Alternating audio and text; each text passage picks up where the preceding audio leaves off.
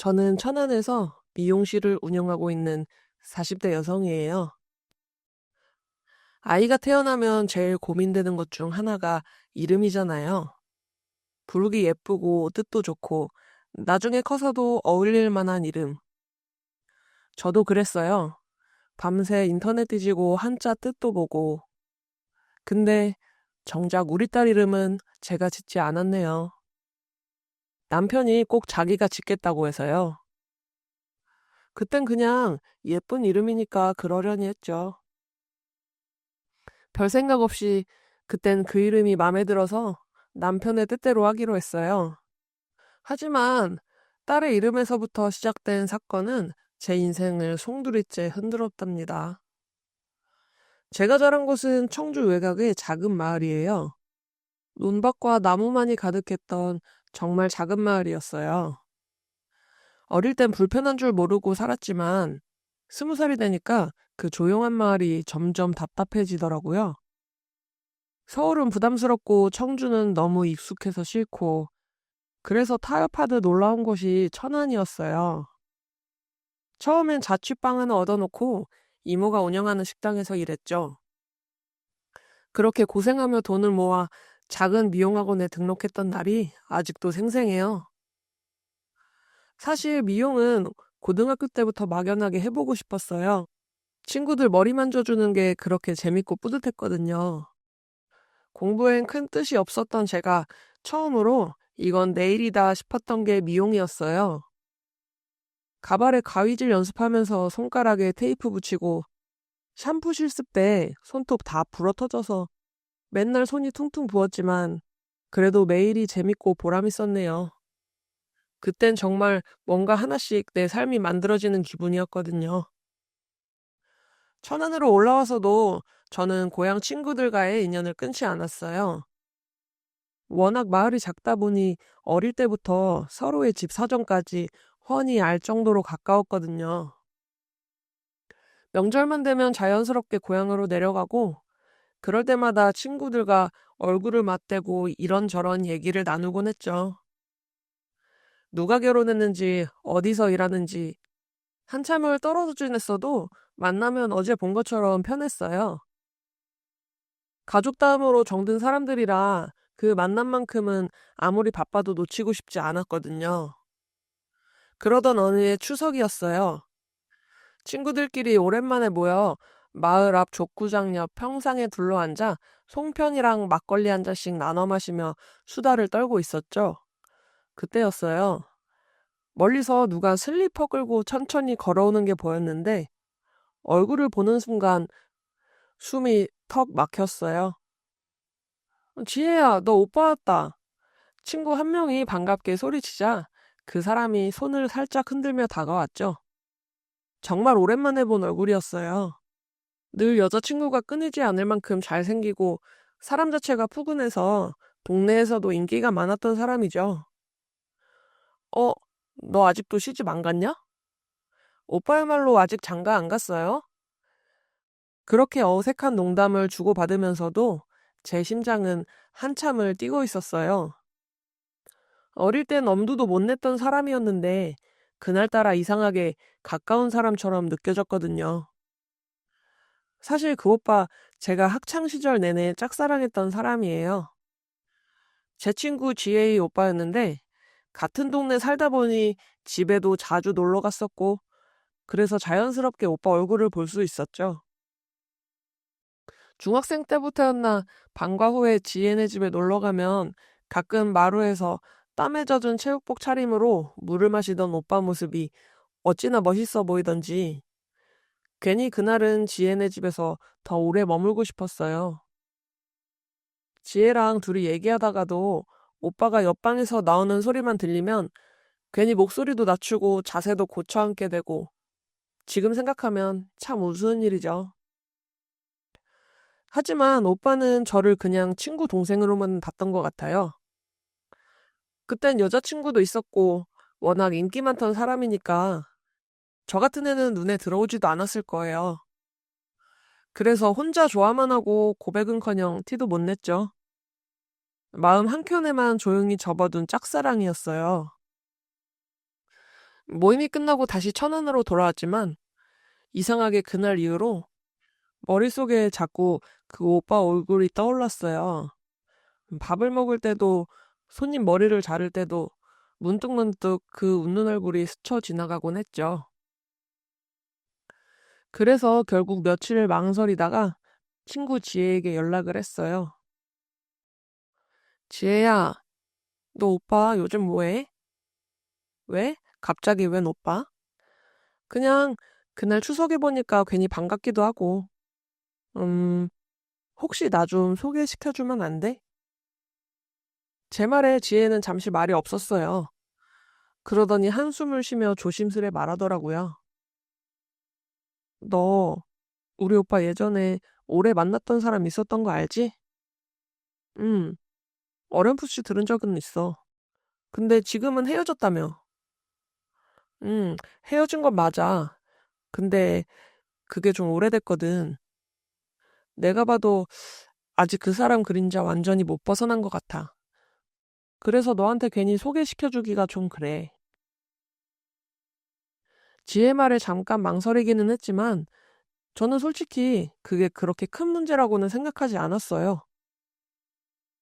연애하다 보면 누구나 지나가는 사람 있는 거잖아. 오래 만났든 말았든 지금 헤어졌으면 끝난 거지.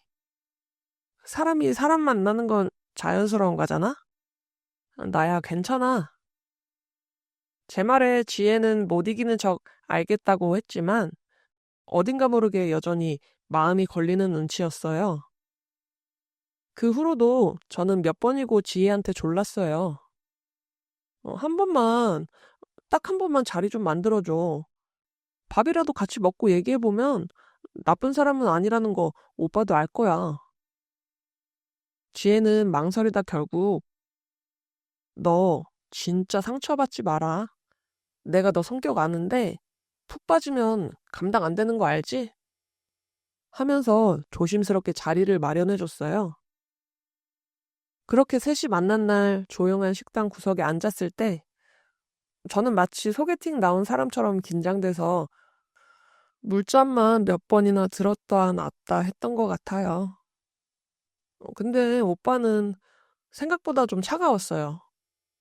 인사도 무뚝뚝하게 밥 먹는 내내 휴대폰만 만지작거리고 제가 무슨 얘기를 해도 대답이 짧았죠. 눈도 잘 마주치지 않았고요. 지혜는 중간에서 분위기 띄우려고 애썼지만 오빠는 끝까지 거리감을 두는 태도였어요. 그런데도 저는 이상하게 그 사람에게 더 끌렸어요. 뭔가 어두운 그림자 같은 게 있는 사람, 아직 정리를 못한 마음이 있는 것 같았지만 그게 오히려 저한테는 지켜주고 싶다는 감정을 주더라고요. 그래서 그날 이후로도 제가 먼저 연락했어요. 오빠, 밥 먹었어요? 근처 미용실에 있는데 잠깐 들러요. 커피는 제가 살게요. 조금 귀찮아하는 것 같기도 했지만 오빠는 거절하지 않았어요. 그렇게 몇 번을 만나고 조금씩 웃는 얼굴을 보여주기 시작했을 때 전 확신했어요. 이 사람 나만 바라보게 만들 수 있겠다. 그러다 어느 날 조용한 카페 구석자리에서 그 사람이 말했어요. 너 참 질긴 애다. 즐겨도 괜찮아요. 오빠가 질리지만 않으면 돼요. 그렇게 우리 연애를 시작했어요. 조금은 어긋난 시점에서 만났지만 그래도 저는 진심이었어요. 그 사람의 어두운 그림자까지 다 품고 사랑할 수 있을 것 같았거든요. 막상 사귀기로 하니까 오빠는 생각보다 훨씬 따뜻한 사람이었어요. 그 차가운 표정 뒤에 숨어있던 마음이 열리자 저한테 정말 헌신적으로 잘해줬거든요.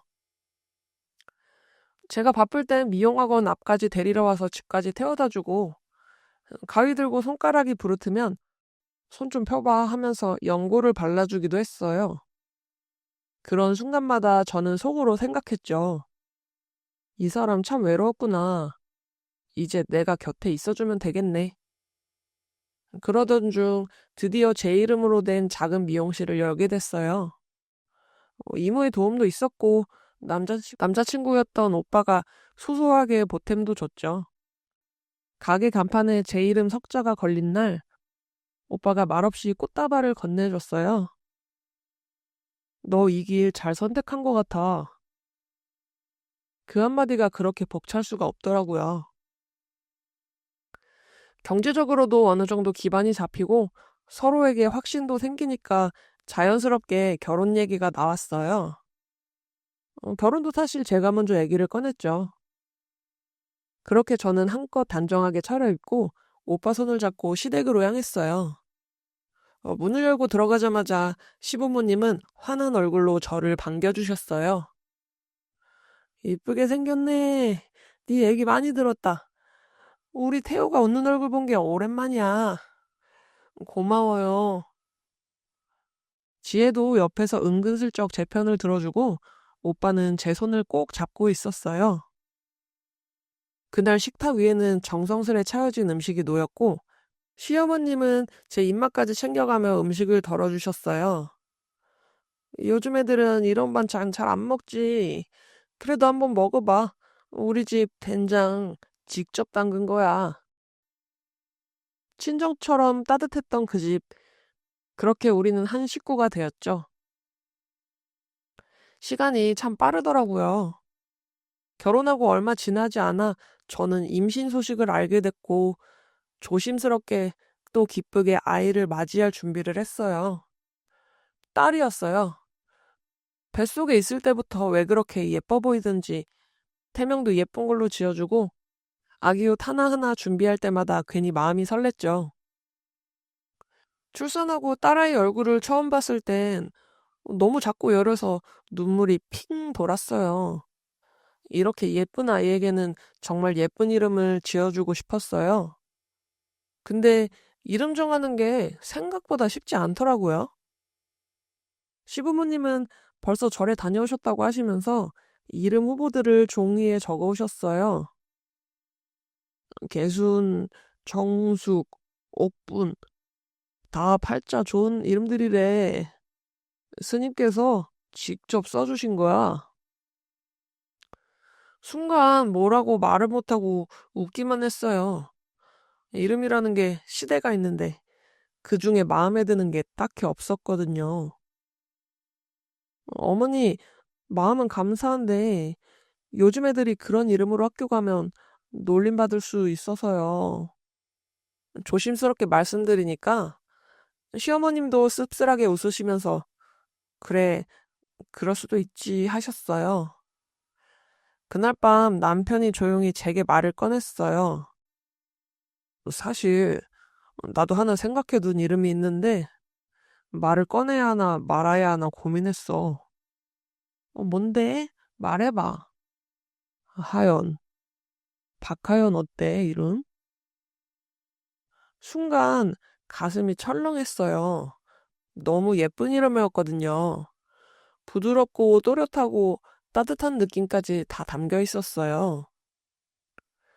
하연, 예쁘다. 진짜 예쁘다. 저는 그 자리에서 바로 고개를 끄덕였어요. 그걸로 하자, 박하연. 딱 우리 딸 같아. 다행히 시부모님이 손녀딸을 너무 예뻐해 주셨어요. 감사하게도 멀리서 천안까지 직접 내려오셔서 며칠씩 집에 머물며 아이를 봐주셨어요. 새벽 수유까지 도와주실 땐 눈물나게 고맙더라고요. 친정엄마, 친정아빠도 주말마다 번갈아 와주시고요. 두 집안이 그렇게 협력해준 덕분에 저는 미용실 일에도 소홀하지 않을 수 있었어요. 당시엔 하루하루가 전쟁 같았지만 그래도 아이 웃음에 피로가 사르르 녹던 시절이었어요. 그쯤 남편은 직장을 그만두고 사업 준비를 시작했어요. 회사 일 계속 있긴 좀 그렇더라. 이제는 내 일 한번 해보고 싶어. 그 말에 저는 그냥 믿고 응원해줬죠. 아이도 생겼고 가장이 된 만큼 더 잘 해보겠지. 그땐 그렇게 생각했어요. 남편은 하루 종일 휴대전화를 손에 쥐고 있었어요. 누구랑 통화하든 문자를 하든 심지어 화장실 갈 때도 꼭 들고 들어가더라고요. 그런 모습이 이상하긴 했지만 당시엔 사업 준비하느라 바쁘겠거니 싶었죠. 굳이 괜한 의심을 하고 싶지는 않았어요. 어느 일요일 저녁이었어요.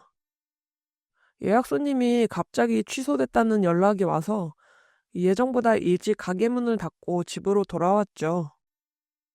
남편은 제 미용실 일정에 맞춰 딸아이를 데리고 산책을 나간다고 했어요.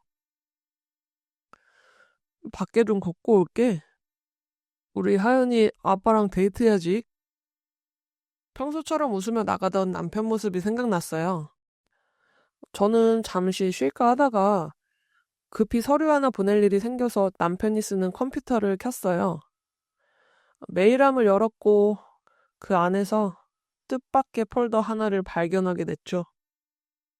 그 폴더의 이름은 윤세린, 여자 이름으로 되어 있었어요. 순간 가슴이 쿵 내려앉았지만 설마 하며 조심스럽게 클릭했죠. 그 안에는 수년 전부터 쌓여있던 두 사람의 연애 시절 메일들이 정리돼 있었어요.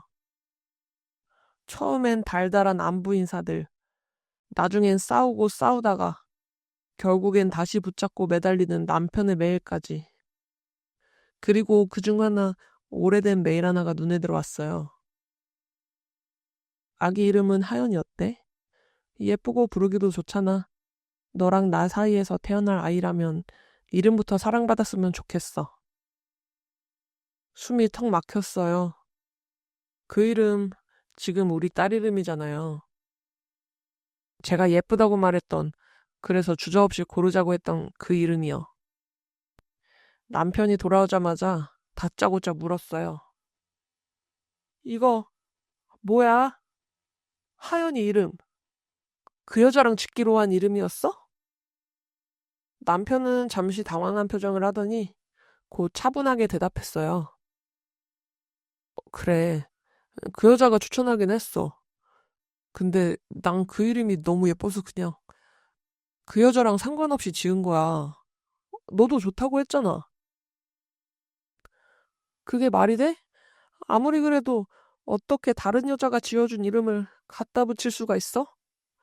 내가 아무것도 모른다고 평생 그렇게 속이고 살 생각이었어? 하연이라는 이름이 그냥 너무 예뻤어. 딱히 사심 있었던 건 아니야. 그땐 그 사람이랑 이미 끝났고, 그 이름은 그저 아이한테 어울리는 이름이었을 뿐이야. 남편의 말에 저는 결국 참지 못하고 폭발하고 말았어요. 그 여자가 지어준 이름을 왜 굳이 써? 세상에 예쁜 이름이 얼마나 많은데. 목소리가 떨리고 눈물이 쏟아졌어요.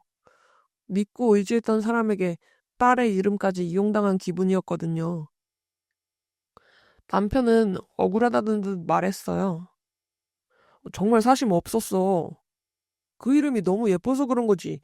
그 여자랑 무슨 감정도 없었고, 그 사람 생각하면서 지은 거 절대 아니야. 그렇게까지 신경 쓰이면 개명하자. 난 괜찮아. 네가 편한 대로 해. 그 말이 더 허탈했어요. 아무 일 아니라는 듯 넘기는 그 태도에 며칠 동안 집안 공기가 얼음장처럼 싸늘했어요. 밥은 먹었지만 대화는 없었고 같은 공간에 있어도 서로 시선조차 안 마주쳤죠. 답답한 마음에 결국 친구 지혜에게 털어놨어요.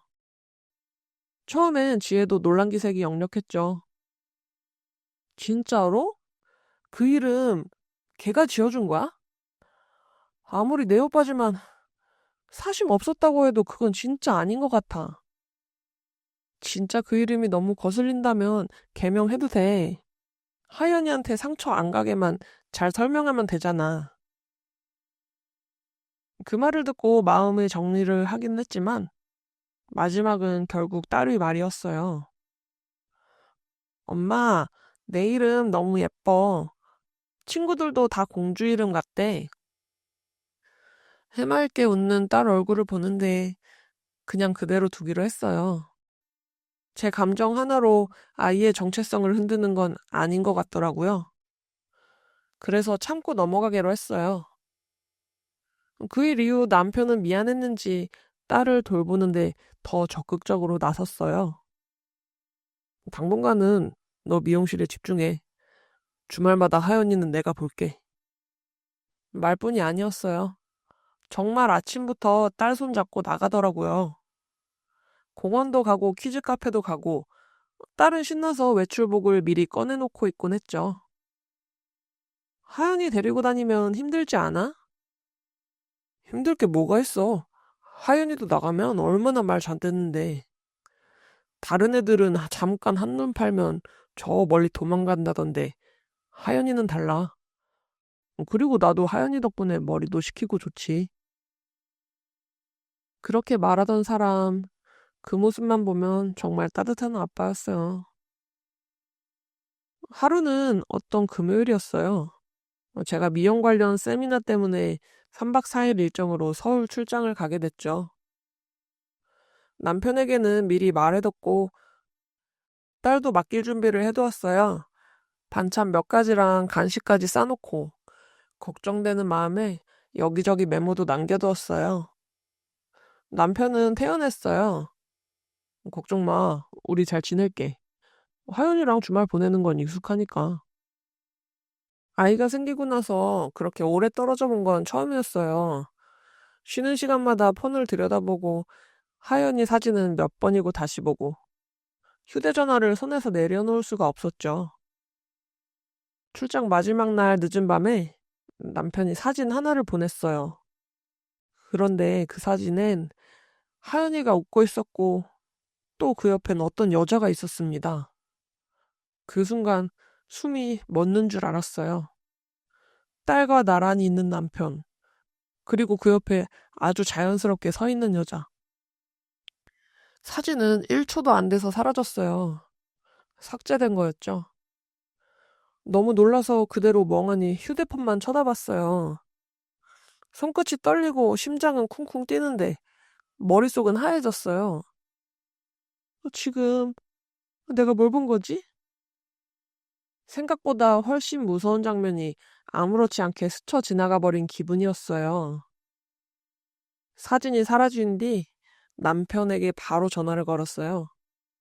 첫 통화는 벨이 길게 울리다가 끊겼고 두 번째는 바로 부재중으로 넘어갔어요.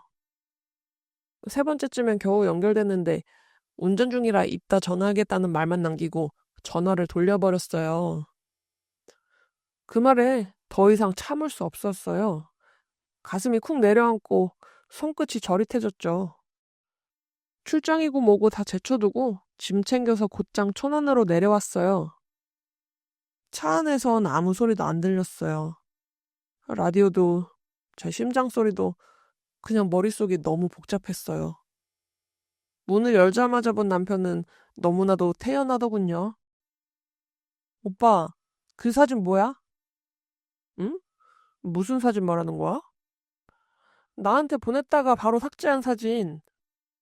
아, 그 사진. 아, 그거 하연이랑 산책 갔다가 고등학교 동창 만났지 뭐야? 하연이가 너무 예쁘다고 사진 한 장 같이 찍자길래 찍었지. 그럼 사진은 왜 지웠는데? 아니, 보내자마자 아차 싶더라고. 괜히 너가 오해할까 봐 지웠는데 그걸 그새 네가 봤더라고. 그럼 전화는 왜 돌린 거야?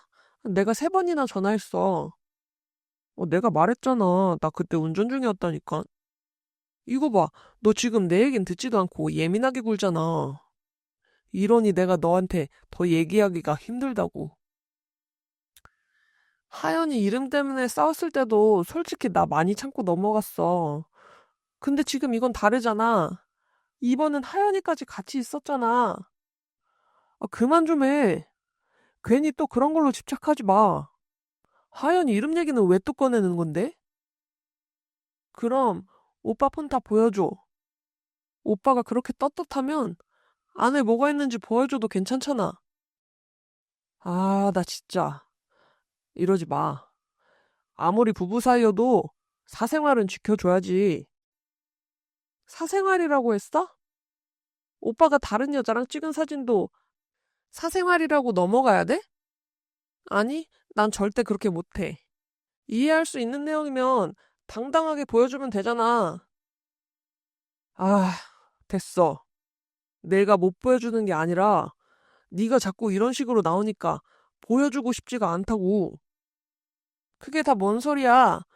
못 보여주는 거랑 안 보여주는 거랑 무슨 차이인데? 진짜 별것도 아닌 일로 이렇게까지 해야겠어? 별것도 아닌 거로 왜 그렇게 화를 내? 그게 더 이상한 거 아니야? 오빠 지금 폰 못 보여주면 나 어머님, 아버님한테 갈 거야. 아, 진짜 열받게. 아, 그래, 네 맘대로 해. 남편은 그 길로 딸을 데리고 나가더라고요. 저도 바로 시부모님께 달려갔어요. 그렇게 시부모님 댁 문을 열자마자 저는 그만 무너져 버렸어요. 어머님, 왜 그래? 무슨 일이야? 천천히 말해봐. 하연이 아빠가요. 글쎄 다른 여자랑 하연이랑 셋이 찍은 사진을 실수로 저한테 보냈어요. 물어봤더니 고등학교 동창이라는데 제가 예민하게 군다고 집착하지 말라고 화를 내더라고요. 뭐라고?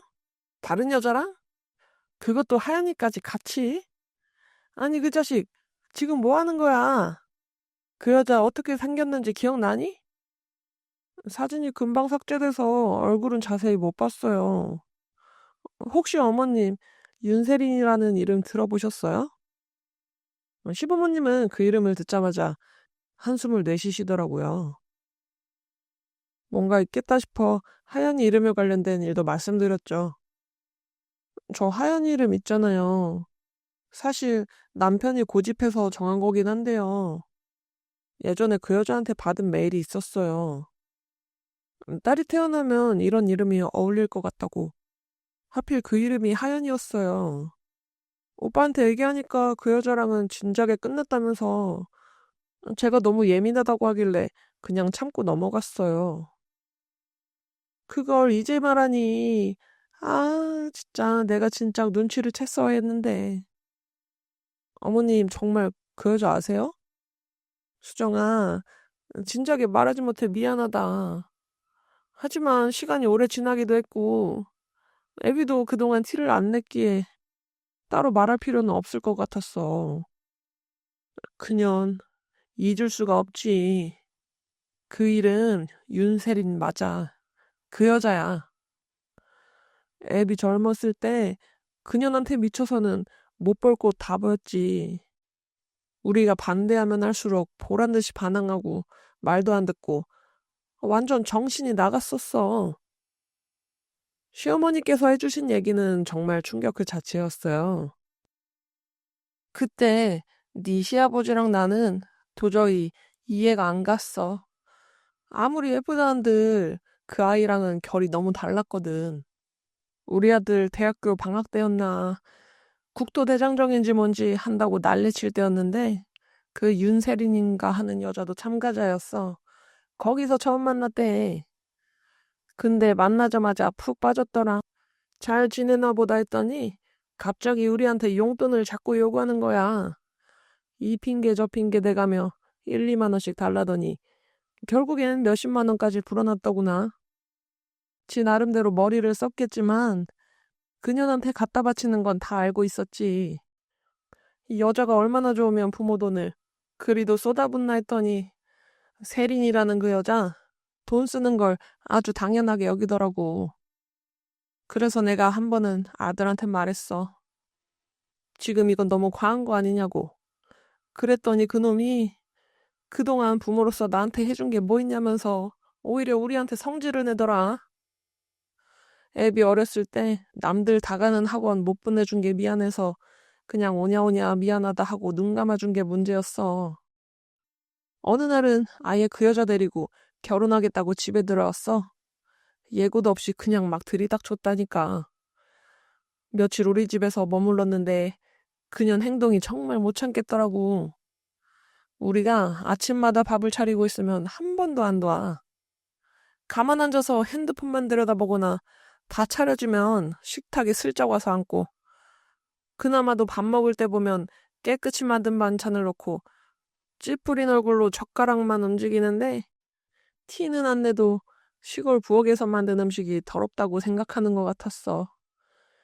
애비 그 자식은 또 그런 걸 보고도 오히려 나한테 청소 좀 깨끗이 하라고 나무라더구나.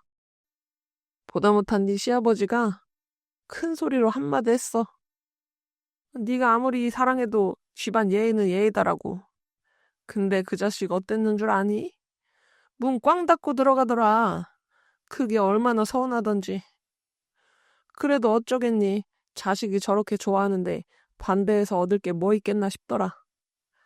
어릴 때 우리가 애비를 소홀히 했나 싶어서 그래서 내 탓이요, 내 잘못이요 하고 덮어줄 수밖에 없었지. 그래서 차라리 결혼시켜서 둘이 따로 살게 하면 우리 얼굴 안 보고 사니 낫겠다 싶었어. 그러다 서울에 사는 친척한테 잠깐 올라갈 일이 있었는데 거기서 우연히 본 거야.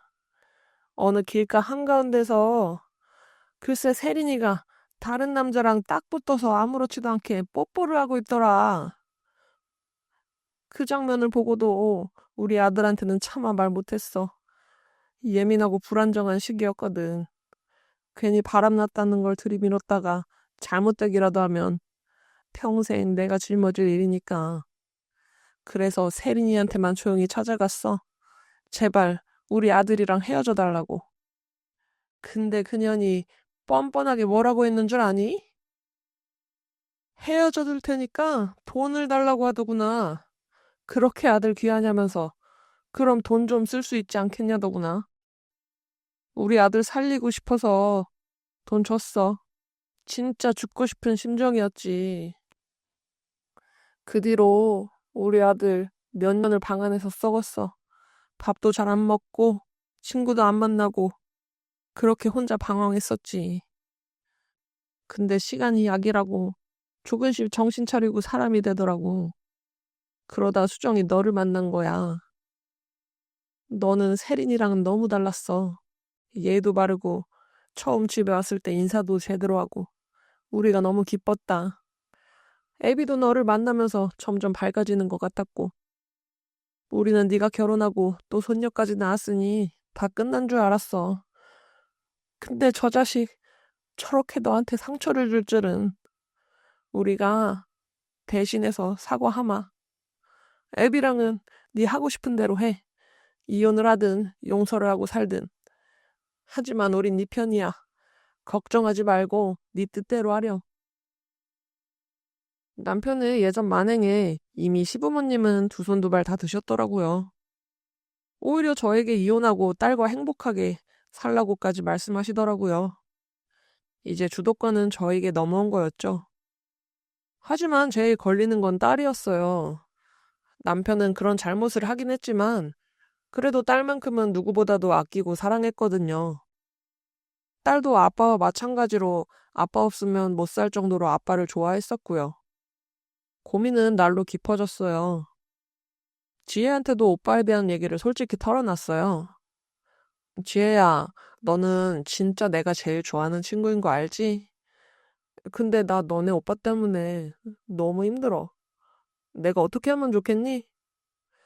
그 자식 오빠라고 부르기도 창피해. 나는 우리 엄마 아빠가 그년한테 돈 준지도 몰랐어. 그런 일이 있었는지도 몰랐고. 그냥 엄마 아빠가 반대해서 헤어진 줄 알았지. 그래서 오빠가 아직도 부모님을 원망하는 거라고 생각했거든. 헤어지고 나서 오빠 진짜 많이 방황했었어.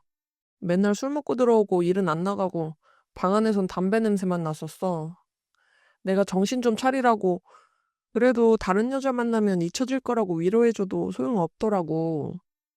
그러다가 그 세린이란 여자 소식을 오빠한테 얘기했거든? 그나마 그 얘기를 듣고 정신을 차린 거였어.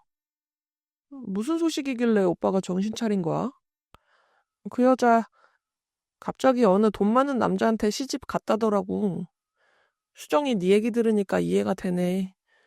엄마가 길에서 봤다는 남자가 그 남자였어. 그 남자 오빠보다도 거의 12살 정도 많았으니까 아무튼 작은 술집에서 시작해서 강남이랑 홍대에 나이트클럽이 여러 개였대. 재산은 말할 것도 없이 많았고 오빠도 나처럼 부모님이 반대해서 헤어졌다 생각했었거든. 근데 돈 많은 아빠뻘 남자랑 결혼했다는 소식 듣고 세린이가 뭔가 하는 그 여자 돈만 밝혔던 것 같다고 자기가 사람 잘못 봤다고 깨끗이 있겠다고 결심했던 거였어. 마침 너도 오빠가 좋다고 소개시켜달라고 했던 거였고 어쩐지 오빠 처음에는 나 너무 거부하더라고. 뭔가 상처도 깊은 것 같았고 나는 그때 오빠 상처 내가 보듬어 줄 수 있을 거라 생각했어. 그리고 오빠도 점점 나한테 잘해주기도 했고 게다가 네 조카 하연이 니네 오빠가 하연이는 정말 끔찍히 아끼는 거 너도 알잖아. 그런데 갑자기 다른 여자라니. 그것도 자기 인생 망칠 뻔한 여자를 말이야. 수정아, 그냥 이러지 말고 오빠랑 다시 한번 얘기해보자. 그래야 이혼하든 오해를 풀든 결론이 날 거 아니야. 그래, 맞아. 이렇게 어정쩡한 거 나도 싫어. 그렇게 지혜와 저는 남편에게 진지하게 얘기 좀 하자며 시댁으로 불렀어요.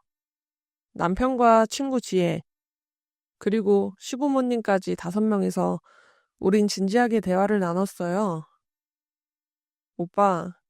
오빠가 동창이라고 했던 그 여자, 어떤 사람인지 나 어머님께 다 들었어. 이제 하나도 감추지 말고 속 시원히 얘기해봐. 얘기 듣고 이혼을 하든 오해 풀고 살든 판단할 테니까. 너 진짜 이렇게까지. 내가 정말 별 사이 아니라고 했잖아. 그래, 예전에 만났던 세린이 맞긴 해. 그렇지만 정말 길에서 우연히 만난 거고 너무 갑작스럽게 헤어진 거라 반가워서 그런 거야. 네가 생각하는 그런 사이 아니야. 애비, 그 말이 사실이냐? 너 그년 만날 동안 네 엄마랑 이 아빠 얼마나 마음고생한지 너도 알지 않냐? 토시 하나 틀리지 말고 말하거라. 아버지, 아버지까지 왜 그러세요?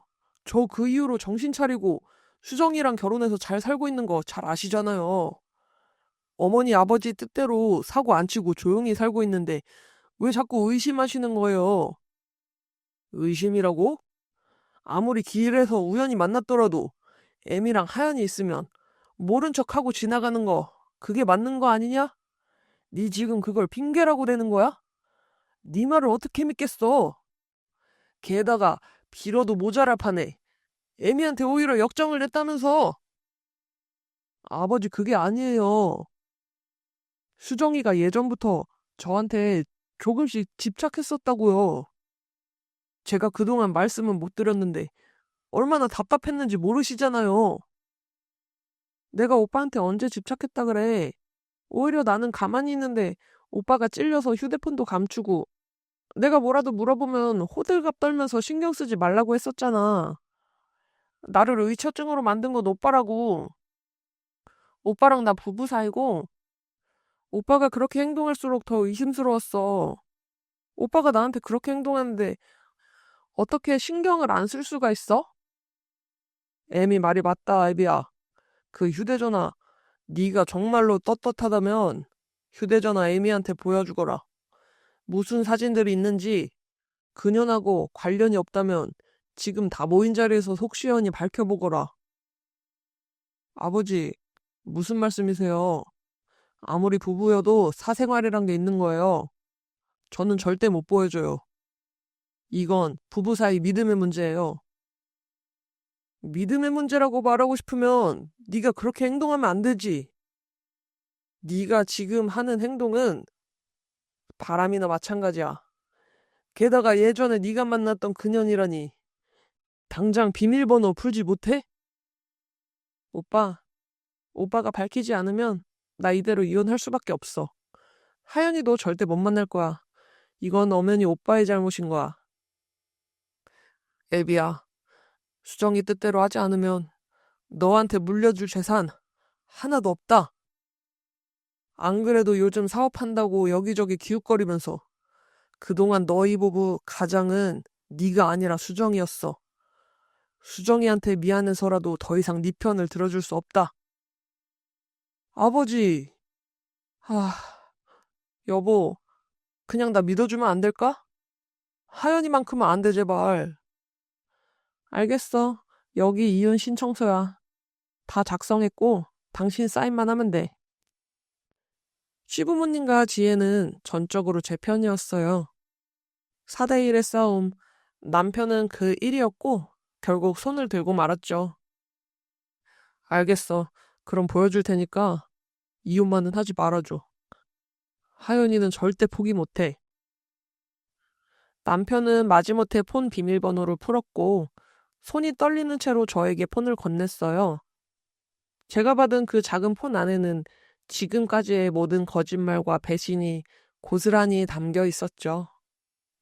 열자마자 나오는 사진엔 하연이와 함께 찍은 수십 장의 사진들이 있었어요. 근데 거기엔 늘 한 사람이 더 있었어요. 바로 윤세린, 그 여자였죠. 놀이터, 카페, 키즈 카페, 놀이공원. 제가 가게에 몰두할 수 있도록 배려해준다며 주말마다 나갔던 산책. 그건 절대 저를 위한 행동이 아니었어요. 누가 보면 그 사진은 영락없는 가족 사진이었어요. 저 대신 다른 사람이 제 자리에 있던 거였고요. 어쩐지 딸이 말수가 늘어갈수록 이모 얘기를 하더군요. 놀러 갔다가 이모를 만났다든지 이모랑 사진을 찍었다든지 말이에요. 저는 그게 아직 아이가 어려서 호칭을 잘 몰라 제 친구 지혜를 고모 대신 이모라고 부르는 줄 알고 대수롭지 않게 여겼어요. 지금 생각해보면 저도 참 눈치가 없었네요. 그동안 딸아이는 그렇게 힌트를 줬는데도요. 사진들을 본 순간 놀랍게도 저는 더 냉정해지더라고요. 제가 결심을 내리기엔 충분한 증거들이었어요. 수정아, 우리 정말 아무 사이 아니라니까. 그냥 사진일 뿐이야. 너는 조용히 해. 이제 수정이 그만 괴롭혀라. 애미야, 정말 너한테 할 말이 없구나. 시아버지의 한숨에 남편이 갑자기 고개를 번쩍 들더니 소리쳤어요. 이 모든 거 다 두 분 때문이라고요. 제가 이렇게 된 거 말이에요. 세린이가 저 힘들 때 유일하게 날 이해해준 사람이었어요. 근데 세린이 놀러 올 때마다 싫은 티 내시고 결혼하겠다니까 무조건 반대하시고 내 얘긴 들으려고 하지도 않았잖아요. 제가 이렇게 된 거 전부 부모님 때문이에요. 그때 그냥 세린이랑 결혼하게 두셨으면 전 이 지경까진 안 왔다고요. 잘못을 인정하는가 싶던 남편은 이내 원망의 화살을 시부모님께 돌리더라고요. 남편의 말에 시어머니는 그야말로 뒷목을 잡으며 쓰러지셨어요. 시아버지는 어느샌가 몽둥이로 남편을 때리고 계셨어요. 너, 그 여자가 아직도 너한테 말을 안 한 모양이로구나. 우리가 반대해서 헤어진 것 같으냐? 우리가 그 여자 바람피는 걸 목격했고 네가 상처받을까봐 조용히 타일렀다. 근데 그 여자는 오히려 너를 빌미로 돈을 요구했어. 그때 네가 중내 사내하길래 니한테는 알리지 않고 돈을 해줬고. 아버지, 그게 사실이에요? 정말 세린이가 다른 남자를 만나고 있었다고요? 사건의 전말을 안 남편은 꽤나 충격을 받은 것 같더라고요. 하지만 이미 남편은 돌아올 수 없는 강을 건너버린 셈이에요. 꼬장을 저한테만 부렸으면 모를까. 온 집안을 이렇게 풍비박산 내다니요. 당연히 시부모님께선 유산 한 푼 물려주지 않겠다 선언하셨어요. 남편도 물론 그 여자까지도 하연이 옆엔 얼씬도 하지 말라고 걸리는 날엔 민사소송이며 위자료까지 받아내라고 조언도 해주셨어요. 그 길로 남편은 집을 나가서 한동안 돌아오지 않더라고요.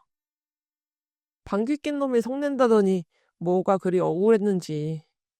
집을 나가고 싶었던 건 저였는데 말이에요. 하지만 덕분에 저는 시베리아보다도 더 차갑고 냉정하게 판단할 수 있었어요. 잠깐 짐을 챙기러 온 남편과 마주쳤고 그렇게 우리는 아주 쉽게 이혼할 수 있게 됐어요.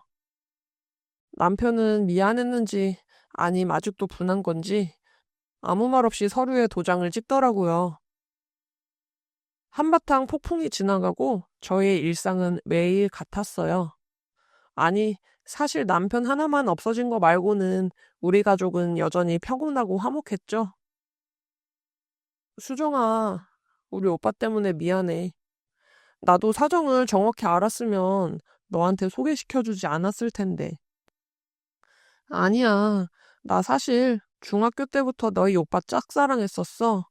내가 졸라서 만난 건데 뭐. 네가 사과할 건 아니지.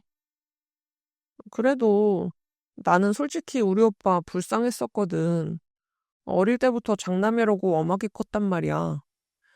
근데 오빠가 그 여자를 못 잊고 만날 줄이야. 그것도 너랑 우리 조카가 있는데도 말이야.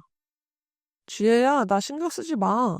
나 이제 미용실도 단골 손님 엄청 많고, 너야말로 나 말고 네 오빠 걱정해야 되는 거 아니야? 하긴, 너야 워낙 야무지고 당당하니까. 그나저나 우리 오빠 언제 정신 차리려나? 아직도 연락 한 통 없고, 아직도 연락 안 왔어? 그 인간 이제 슬슬 돈 떨어질 때 됐을 텐데, 어디 가서 살고 있으려나? 어디 가서 꽁꽁 숨었는지 들리는 소식은 없었어요.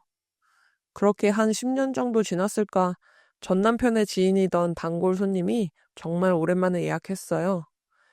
그 손님은 제 눈치를 보다가 전 남편에 대해서 말해주더군요. 하연 어머님, 혹시 그분하고 연락은 하고 지내요? 그분이요?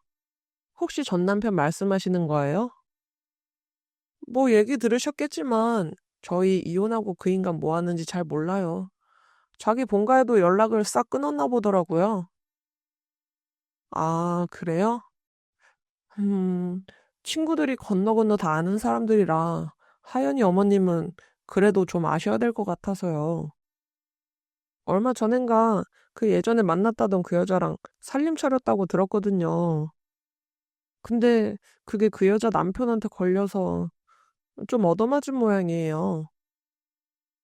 전에 들은 얘기는 정말 쌤통이었어요. 재산이 무척 많고 나이트클럽이 여러 개 있다던 그 여자의 남편, 알고 보니 조폭 출신이었대요.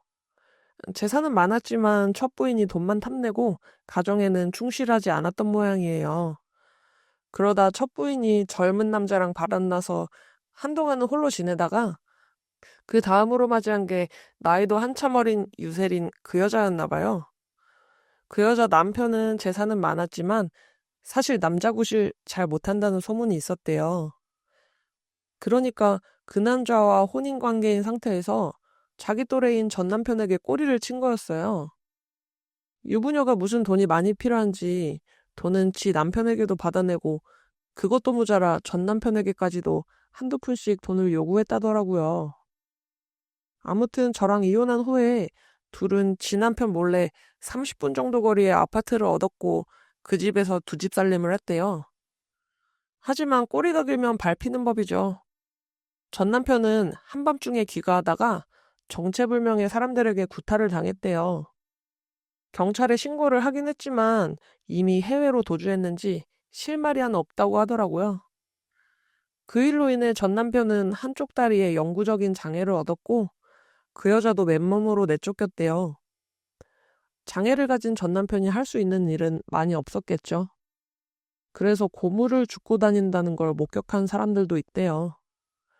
당연한 얘기지만 돈만 밝히던 그 여자는 전 남편이 그렇게 되자 바로 또 다음 타겟을 찾아 떠났다고 하더라고요. 이제 뭐 저랑 하나도 상관없는 얘기지만요. 현재 저는 미용실이 꽤나 성공했어요. 천안에 하나, 그리고 제 고향이었던 청주에도 지점을 하나 냈죠. 제 딸도 사람들 머리 만지는 일이 좋다며 미용고를 입학했고요. 제 가게에서 실습 겸 틈틈이 아르바이트도 하고 있어요. 딸애한테 물어보면 어릴 때 어떤 아줌마랑 놀러 갔던 건 기억하지만 유치원도 가기 전이라 얼굴도 잘 모르겠다더라고요. 그리고 제 딸은 하연이라는 이름이 싫으면 엄마 맘대로 해도 된다고 엄마 편이라고 안심시켜주는 착한 딸이에요. 아참, 그리고 시부모님께선 배은망덕한 아들놈 그냥 남이라고 그런 아들 때문에 아직도 저한테 미안하시다며 유산은 지혜와 제 딸에게 전부 상속한다고 유언장까지 미리 작성하셨어요. 사실 유산 때문이기보다도 시부모님께서도 정말 딸처럼 제 편이 되어주셔서 저도 지금은 진짜 부모님처럼 생각하고 있고요. 학창시절 철없는 마음에 시작했던 짝사랑이 이렇게 허무하게 끝나버리긴 했지만 제 딸과 저, 그리고 우리 가족을 얻었기에 저는 이렇게 행복하게 살아갈 수 있답니다. 제 사연을 들어주셔서 감사해요. 청취자분들께서도 앞으로 좋은 일만 생기길 바랄게요. 좋은 하루 보내세요.